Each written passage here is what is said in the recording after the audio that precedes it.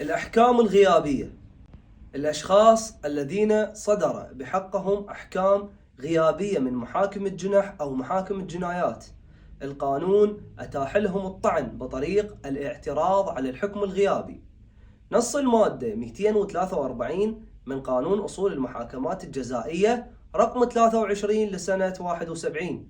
التنص المادة: يبلغ المحكوم عليهم غيابيا طبقا لما منصوص عليه في المادة 143 الأصولية، ويكون الاعتراض خلال 30 يوما في المخالفات، و3 أشهر في الجنح، و6 أشهر في الجنايات.